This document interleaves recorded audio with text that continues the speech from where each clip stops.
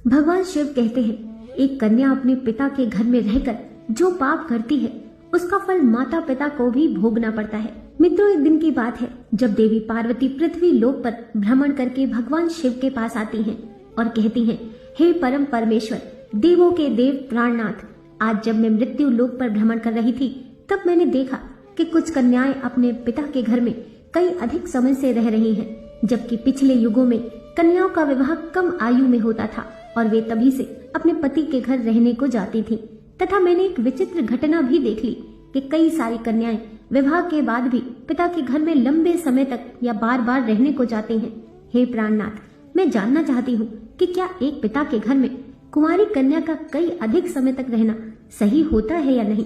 कौन सी आयु में कन्या का विवाह करना योग्य होता है और विवाह के बाद पिता के घर में रहने से कौन सा पाप लगता है? हे स्वामी, आप ही जगत के सत्य हैं और सत्य ही शिव है। शिव ही आदि और अनंत है। कृपा करें और मेरी जिज्ञासा को शांत करें। भगवान शिव तब मुस्कुराते हुए बोले, हे सखी, आज आपने जो प्रश्न किए हैं वे समस्त मानव जाति के कल्याण हेतु अत्यंत महत्वपूर्ण है। आज मैं आपको इन सारे प्रश्नों के उत्तर किसी एक सच्ची घटना के माध्यम से देता हूँ। ये कथा मेरे प्रभु श्री कृष्ण के काल द्वापर युग की है। आप इस कथा को ध्यान से सुने। जो भी प्राणी इस कथा का श्रवण या प्रसार करता है उसके मैं 100 अपराध माफ करता हूँ और मृत्यु के बाद वह प्राणी अनंत काल तक मेरे साथ कैलाश में वास करता है। तब देवी पार्वती कहती हैं, हे स्वामी, मैं इस कथा को ध्यान से पूरा अवश्य सुनूंगी और इस कथा का प्रसार भी करूंगी। कृपा करें और इस कथा को कहें। तब भगवान शिव कहते हैं, हे देवी पार्वती, ये 28वें द्वापर युग की घटना है। यदुकुल श्रेष्ठ वीरवर उग्रसेन के यहाँ जो घटना घटित होने वाली है उसी का मैं भूतकाल के रूप में वर्णन करूंगा। माथुर प्रदेश में मथुरा नाम की नगरी है। वहाँ उग्रसेन नाम वाले यदुवंशी राजा राज्य करते थे। वे शत्रु विजय, संपूर्ण धर्मों के तत्व ज्ञान, प्रजा के रक्षण करने वाले और अति गुणवान राजा थे। मेधावी नामक राजा उग्रसेन धर्म पूर्वक राज्य का संचालन और प्रजा का पालन करते थे। उन्हीं दिनों परम पवित्र विदर्भ देश में सत्यकेतु नाम से प्रसिद्ध एक महापराक्रमी राजा थे। उनकी एक पुत्री थी जिसका नाम मायावती था। वह सत्य धर्म का आचरण करने वाली, अति सुंदर, गुणवान और चरित्रवान होने के कारण दूसरी लक्ष्मी के समान थी। मथुरा के राजा उग्रसेन ने उस सुंदर नेत्रों वाली मायावती से विवाह किया। उसके स्नेह और प्रेम से मथुरा नरेश मुग्ध हो गए। मायावती को वे अपने प्राणों के समान प्यार करने लगे। उसे साथ लिए बिना भोजन तक नहीं करते थे। उसके साथ क्रीड़ा विलास में ही राजा का समय बीतने लगा। भगवान शिव कहते हैं, हे देवी, मायावती के बिना उन्हें एक क्षण भी चैन नहीं पड़ता था। इस प्रकार से आने वाले प्रतिदिन उन दोनों पति पत्नी में प्रेम बढ़ने लगा। फिर कुछ समय के बाद विदर्भ नरेश सत्यकेतु ने अपनी पुत्री मायावती को याद किया और उसकी माँ भी उसे न देखने के कारण बहुत दुखी थी। फिर एक दिन उन्होंने अपनी बेटी के हाल चाल जानने हेतु मथुरा नरेश उग्रसेन के पास अपने दूत भेजे। भगवान शिव कहते हैं, हे देवी, दूतों ने वहां जाकर आदर पूर्वक राजा से कहा, महाराज, विदर्भ नरेश सत्यकेतु ने अपनी कन्या और इस राज्य की महारानी के कुशल समाचार जानने हेतु हमें यहाँ भेजा है। आपको हमारा सादर प्रणाम। अगर उनका प्रेम और स्नेहपूर्ण अनुरोध आपको स्वीकार हो तो राजकुमारी मायावती जी को उनके यहाँ भेजने की व्यवस्था कीजिए। वह अपनी पुत्री को देखना चाहते हैं। भगवान शिव कहते हैं, हे देवी, राजा उग्रसेन ने जब दूतों के मुंह से ये बात सुनी तो वह भी प्रसन्न हो गए, क्योंकि वे भी चाहते थे कि रानी मायावती को आराम करने हेतु उनके पिता के यहाँ जाना चाहिए। तब उन्होंने स्नेह और उदारता के कारण अपनी पत्नी मायावती को विदर्भ राजा के यहाँ भेज दिया। पति के भेजने पर मायावती बड़ी खुशी के साथ अपने मायके आ गई। वहाँ पहुंचकर उसने पिता के चरणों में प्रणाम किया। उसके आने से महाराज सत्यकेतु को भी बड़ी प्रसन्नता हुई। फिर भगवान शिव कहते हैं, हे देवी, मायावती वहाँ अपनी सखियों के साथ मन से मुग्ध होकर घूमने लगी। पहले की ही भांति घर, वन, तालाब और राज्य में विहार करने लगी, क्योंकि वह विवाह के बाद पहली बार अपने पिता के यहाँ आई थी। यहाँ आकर वह फिर से बालिका बन गई। फिर कुछ दिन बीतने के बाद वह भूल गई कि उसका विवाह हो चुका है। उनके बर्ताव में अब हया, संकोच का भाव नहीं रहा। फिर भगवान शिव कहते हैं, हे देवी, एक दिन की बात है, रानी मायावती अपनी सखियों के साथ एक सुंदर पर्वत पर सैर करने के लिए गई। वहां पर एक रमणीय वन दिखाई दिया जो केलों के उद्यान से शोभा पा रहा था। उस पर भी फूलों की बहार थी। तब उस राजकुमारी ने देखा कि एक और ऐसा रमणीय पर्वत, दूसरी ओर सुंदर वन और बीच में स्वच्छ जल से भरा सर्वतोभद्र नामक तालाब है। एक छोटी बालिका की तरह वह उसकी सभी सखियों के साथ खेलने लगी। फिर सभी इस संसार को भूल खेल कूद में मन से मग्न होकर पूरी तरह से डूब गई। फिर वे तालाब में उतर गईं और हंसती गाती हुई जल क्रीड़ा करने लगी। फिर भगवान शिव कहते हैं, हे देवी, इस समय कुबेर का सेवक गोभिल नाम का एक दैत्य दिव्य विमान पर बैठकर आकाश मार्ग से कहीं जा रहा था। तब इस समय तालाब के ऊपर आने पर उसकी दृष्टि मनमोहक सुंदर विदर्भ की राजकुमारी मायावती पर पड़ी, जो निर्भय होकर स्नान कर रही थी। गोभिल के पास देवी शक्ति होने के कारण उसने निश्चित रूप से जान लिया कि वह विदर्भ नरेश की कन्या और महाराजा उग्रसेन की प्यारी पत्नी है। तब वह मन ही मन कहने लगा, यह तो पतिव्रता होने के कारण आत्मबल से ही सुरक्षित है। किसी भी पुरुष के लिए इसे प्राप्त करना अत्यंत कठिन है। उग्रसेन अत्यंत महामूर्ख है जो उसने ऐसी सुंदर पत्नी को मायके भेज दिया है। यह पतिव्रता नारी पराई पुरुष के लिए दुर्लभ है और इधर कामदेव मुझे अत्यंत पीड़ा दे रहा है। मैं किस प्रकार इसके निकट जाऊं और कैसे इसका उपभोग करूं? भगवान शिव कहते हैं, हे देवी पार्वती, उसकी सुंदरता पर मोहित दानव गहरी सोच में पड़ गया और फिर उसने अपने लिए एक उपाय निकाल लिया और गोभिल ने महाराज उग्रसेन का मायामय रूप धारण कर लिया और वही अंग, वही उपांग, वैसे ही वस्त्र, इस तरह का भेष और वही अवस्था पूर्ण रूप से उग्रसेन सा होकर वह पर्वत के शिखर पर उतरा और एक अशोक वृक्ष की छाया में शिला के ऊपर बैठकर उसने मधुर स्वर से संगीत सुरों को छेड़ दिया। वह गीत संपूर्ण विश्व को मोहित करने वाला था। ताल, लय और उत्तम स्वर से युक्त उस मधुर गीत को सखियों के मध्य में बैठी हुई सुंदरी मायावती ने भी सुना। वह सोचने लगी, ऐसा मनमोहक कौन गायक यह गीत गा रहा है? राजकुमारी के मन में उसे देखने की तीव्र इच्छा हुई। उसने सखियों के साथ जाकर देखा, तब अशोक की छाया में सुंदर प्रतापी बैठा हुआ कोई पुरुष गा रहा है। वह महाराज उग्रसेन के जैसा दिखाई पड़ता है। भगवान शिव कहते हैं, हे देवी, वास्तव में तो वह राजा के भेष में नीच दानव गोभिल ही था। मायावती विचार करने लगी कि मेरे स्वामी मथुरा नरेश अपना राज्य छोड़कर इतनी दूर कब और कैसे चले आए। वह इस प्रकार सोच ही रही थी कि उस पापी ने स्वयं ही पुकारा है, प्रिय आओ, आओ देवी, तुम्हारे बिना मैं नहीं जी सकता। सुंदरी, तुमसे अलग रहकर मेरे लिए इस प्रिय जीवन को व्यतीत करना भी असंभव सा हो गया है। तुम्हारे स्नेह ने मुझे मोह लिया है, अतः मैं तुम्हें छोड़कर कहीं भी नहीं रह सकता। अपने पति रूपधारी दैत्य के ऐसा कहने पर मायावती थोड़ी सी लज्जित होकर उसके सामने गई। वह मायावती का हाथ पकड़कर उसे एकांत स्थान में ले गया और वहां अपनी इच्छा के अनुसार उसका उपभोग किया। भगवान शिव कहते हैं, हे देवी पार्वती, महाराज उग्रसेन के गुप्त अंग में कुछ खास निशानी थी जो उस पुरुष में नहीं दिखाई दी। इससे मायावती के मन में उसके प्रति संदेह उत्पन्न हुआ। राजकुमारी ने अपने वस्त्र संभाल कर पहन लिए, किंतु उसके हृदय में इस घटना से बड़ा ही दुख हुआ। वह क्रोध में भरकर नीच दानव गोभिल से बोली, ओ नीच, जल्दी बता तू कौन है? तेरा आकार दानव जैसा है, तू पापाचारी और निर्दयी है। यह कहते कहते आत्मग्लानि के कारण उसकी आंखें भर आईं।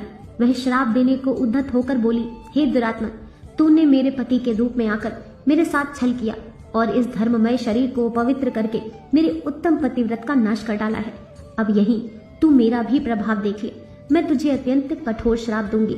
उसकी बात सुनकर गोभिल ने कहा, हे पतिव्रता नारी, भगवान श्री विष्णु तथा उत्तम ब्राह्मण के भय से तो समस्त राक्षस और दानव दूर भागते हैं। मैं तो दानव धर्म के अनुसार ही इस पृथ्वी पर विचर रहा हूँ।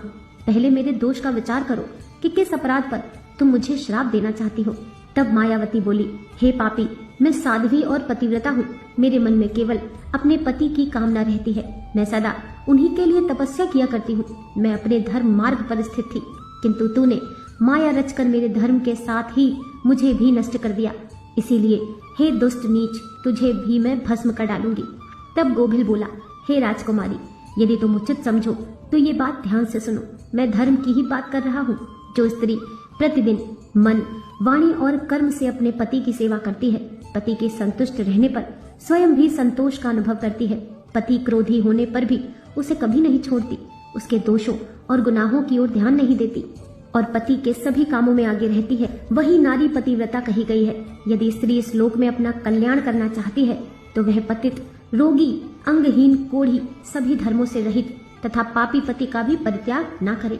जो पति को छोड़कर जाती और दूसरे कामों में मन लगाती है, वह संसार में सब धर्म से बहिष्कृत व्यभिचारिणी समझी जाती है। जो पति की अनुपस्थिति में लालच में तरह तरह के व्यंजनों का स्वाद लेती हो तथा श्रृंगार करती हो, उसे मनुष्य कुलटा कहते हैं। भगवान शिव कहते हैं, हे देवी पार्वती, गोभिल आगे कहता है, मुझे वेद और शास्त्रों द्वारा और मेरे गुरु के द्वारा प्राप्त धर्म का ज्ञान है। गृहस्थ धर्म का परित्याग करके पति की सेवा छोड़कर यहाँ किस लिए आई हो? तुम इतना होने के बावजूद भी अपने ही मुंह से कहती हो मैं पतिव्रता हूँ। कर्म से तो तुम्हें पतिव्रत का छोटा सा अंश भी नहीं दिखाई देता। तुम डर भय छोड़कर पर्वत और वन में मतवाली होकर घूमती फिरती हो, इसीलिए पापिनी हो। मैंने ये महान दंड देकर तुम्हें सीधी राह पर लगाया है। अब कभी तुमसे ऐसी दुष्टता नहीं हो सकती। बताओ तो, पति को छोड़कर किस लिए यहाँ आई हो? यह श्रृंगार, यह आभूषण तथा ये सुंदर वेशभूषा धारण करके क्यों खड़ी हो? हे पापिनी, बोलो ना, किस लिए और किसके लिए ये सब किया है? कहाँ है तुम्हारा पतिव्रत्य? दिखाओ तो मेरे सामने व्यभिचारिणी स्त्रियों के समान बर्ताव करने वाली नारी। तुम इस समय अपने पति से 400 कोस दूर हो। कहाँ है तुमने पति को देवता मानने का भाव? दुष्टा कहीं की, तुम्हें लज्जा नहीं आती? तुम्हें तो क्या, मुझे ही अपने बर्ताव पर घृणा होती है। तुम क्या मेरे सामने बोलती हो? कहाँ है तुम्हारी तपस्या का प्रभाव? कहाँ है तुम्हारा तेज और बल? आज ही मुझे अपना बल, वीर और पराक्रम दिखाओ। तब मायावती बोली, ओ नीच असुर, सुन, पिता ने स्नेहवश मुझे पति के घर से बुलाया है। इसमें कहाँ पाप है? मैं काम, लोभ, मोह तथा डर के वश पति को छोड़कर नहीं आई हूँ। मैं यहाँ भी पति का चिंतन करती हुई ही रहती हूँ। तुमने भी छल से मेरे पति का रूप धारण करके ही मुझे धोखा दिया है। तब गोभिल ने कहा, मायावती, मेरी युक्ति युक्त बात सुनो। अंधे मनुष्य को कुछ दिखाई नहीं देता। तुम धर्म रूपी नेत्र से हीन हो, फिर कैसे मुझे यहाँ पहचान पाती? तुम्हें ज्ञात था कि तुम्हारे पति इतनी दूर कभी नहीं आ सकते थे, फिर भी तुमने मेरे साथ संबंध बनाए। जिस समय तुम्हारे मन में पिता के घर आने का भाव उदय हुआ, उस समय तुम पति की भावना छोड़कर उनके ध्यान से मुक्त हो गई थी। पति का निरंतर चिंतन ही नारियों का धर्म है। जब वही नष्ट हो गया है तो क्यों स्वयं को पतिव्रता कहती हो? भगवान शिव कहते हैं, हे देवी पार्वती। गोभिल कहता है, जब तुम्हारी हृदय की आंख ही फूट गई, तब ज्ञान नेत्र से हीन होने पर तुम मुझे कैसे पहचानती? गोभिल की बात सुनकर राजकुमारी मायावती जमीन पर बैठ गई। उसके हृदय में बड़ा दुख हो रहा था। गोभिल ने फिर कहा, हे राजकुमारी, मैंने तुम्हारे उदर में जो अपने वीर की स्थापना की है, उससे 3 लोगों को त्रास पहुंचाने वाला पुत्र उत्पन्न होगा। फिर भगवान शिव कहते हैं, हे देवी पार्वती। ऐसा कहकर वह दानव वहां से चला गया। गोभिल एक ज्ञानी दानव तो था, किंतु वह बड़ा ही दुराचारी और पापात्मा था। उसके चले जाने पर मायावती अत्यंत दुखी होकर रोने लगी, जिसके रोने की आवाज सुनकर सखियां उसके पास दौड़ी आईं और पूछने लगी, राजकुमारी, आप रोती क्यों हो? मथुरा नरेश महाराज उग्रसेन कहाँ चले गए? मायावती ने अत्यंत दुख से रोते रोते अपने चले जाने की सारी बात बता दी। फिर सभी सहेलियां उसे पिता के घर में ले गईं। उस समय वह शोक से कतराती हुई थर थर कांप रही थी। सखियों ने मायावती की माता के सामने सारी घटना सुना दी। उसे सुनते ही महारानी अपने पति के महल में गई और उनसे कन्या का सारा वृतांत उन्होंने कह सुनाया। उसे सुनकर महाराज सत्यकेतु को भी बड़ा दुख हुआ। उन्होंने सवारी और वस्त्र आदि देकर कुछ लोगों के साथ पुत्री को वापस मथुरा में उसके पति के घर भेज दिया। धर्मात्मा राजा उग्रसेन मायावती को आई देख बहुत प्रसन्न हुए। वे रानी से बार बार कहने लगे, हे प्रिय, मैं तुम्हारे बिना जीवन व्यतीत नहीं कर सकता था। अच्छा हुआ तुम शीघ्र ही लौट आई। हे मायावती, तुम अपने गुणशील, भक्ति, सत्य और पतिव्रत आदि सद्गुणों से मुझे अत्यंत प्रिय लगती हो। अपनी प्रिय पत्नी मायावती से ऐसा कहकर महाराज उग्रसेन उसके साथ विहार करने लगे। सब लोगों को भय पहुंचाने वाला उसका भयंकर गर्भ दिन दिन बढ़ने लगा, किंतु उस गर्भ का कारण केवल मायावती ही जानती थी। अपने उदर में बढ़ते हुए इस गर्भ के विषय में मायावती को दिन रात चिंता बनी रहती थी। 10 वर्ष तक वह गर्भ बढ़ता ही गया। तत्पश्चात उसका जन्म हुआ। फिर भगवान शिव कहते हैं, हे देवी पार्वती, वह वही अति तेजस्वी महाबली, दुराचारी, प्रजा को कष्ट देने वाला कंस था, जिसके भय से तीनों लोकों के निवासी थर्रा उठे थे। उसके बाद भगवान श्री कृष्ण के हाथ से मारा जाकर मोक्ष को प्राप्त हुआ। तब देवी पार्वती कहती हैं, स्वामी, ऐसी घटनाएं भविष्य में संघटित होने वाली हैं, ये मैंने भी सुन रखा है। हे देवी, मैंने आपसे जो कुछ कहा है वह समस्त पुराणों का निश्चित मत है। इस प्रकार पिता के घर में रहने वाली कन्या बिगड़ जाती है, अतः पिता को कन्या को घर में रखने का मोह नहीं करना चाहिए। भगवान शिव कहते हैं, देवी, अब मैं आपको एक कुंवारी कन्या के विषय में कुछ महत्वपूर्ण बातें बताता हूँ। सभी ध्यान से सुनो। जब कोई भी कन्या जवान हो जाती है तो वह विवाह के योग्य बन जाती है। माता पिता को योग्य वर का चुनाव कर उसका विवाह करना चाहिए। उसे कभी भी लंबे समय तक घर में नहीं रखना चाहिए। पति के ही घर में उसका पालन पोषण होना उचित है। वहां रहकर वह भक्ति पूर्वक जो उत्तम गुण सीखी और पति की सेवा करती है, उससे कुल की कीर्ति बढ़ती है और पिता भी सुख पूर्वक जीवन व्यतीत करता है। ससुराल में रहकर यदि वह पाप करती है तो उसका फल पति को भोगना पड़ता है। कन्या के उत्तम गुण से पिता की कीर्ति बढ़ती है और दोनों कुलों के पितृगण संतुष्ट होकर आशीर्वाद देते हैं। हे देवी, दामाद के साथ